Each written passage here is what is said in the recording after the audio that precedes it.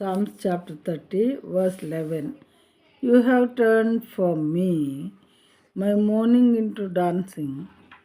You have loosed my sackcloth and clothed me with gladness. నా ప్రాణము మౌనముగా ఉండక నిన్ను కీర్తించినట్లు నా అంగలార్పును నీవు నాట్యముగా మార్చి ఉన్నావు.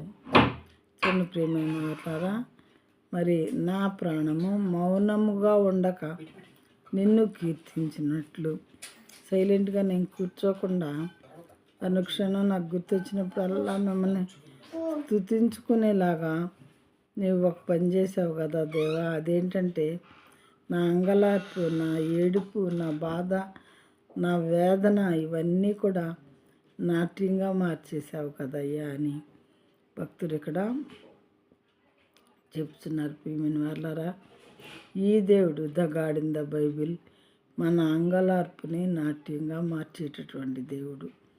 అంగలార్పును నాట్యంగా మార్చేటటువంటి దేవుడు. ఎలా మారుస్తారు? మనం కామ్గా అలా కూర్చొని మన పనులు మనం చేసుకుంటూ ఉంటే మార్చరు.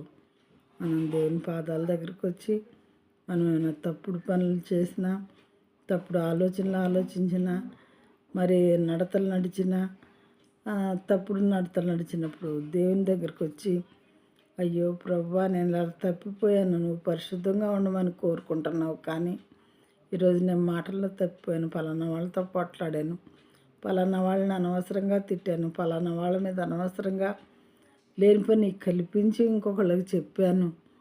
ఇలాగాని ఒకవేళ మర్డర్స్, మానభంగాలు చేసేవాళ్ళు అయితే వాటిని ఆ క్రియల్ని దేవుని దగ్గరికి వచ్చి మన హృదయం మార్పు చెందాలి. ప్రియమైన వాళ్ళారా, మన హృదయంలో మనం పరిశుద్ధంగా జీవించాలని నిర్ణయం తీసుకోవాలి. అప్పుడు మాత్రమే ఈ చిన్న చిన్నవి కానీ పెద్దవి కానీ తప్పులు చేసినప్పుడు దేవుని దగ్గర ఒప్పుకొనగలుగుతాము. ఒప్పుకున్న తర్వాత విడిచిపెడితేనే మనం కనికరం పొందుతాం. ఒకసారి ఒప్పుకొని మళ్ళీ రెండోసారి చేసి, మూడోసారి చేసి, నాలుగోసారి చేసి, మళ్ళీ ఒప్పుకొని మళ్ళీ చేసి ఇలా కొన్నిసార్లు క్షమిస్తాడు. కానీ పొద్దాకులు దేవుడు క్షమించడు. క్షమించి పనిష్మెంట్ ఇచ్చేవారుగా ఉంటారు. కనుక దేవుని ప్రేమను మనం అర్థం చేసుకొని పరిశుద్ధంగా జీవించాలని, మరి రకంగా జీవించినప్పుడు దేవుడు మన అంగలార్పును నాట్యంగా మార్చేవారై ఉంటారని మనం గుర్తించాలి.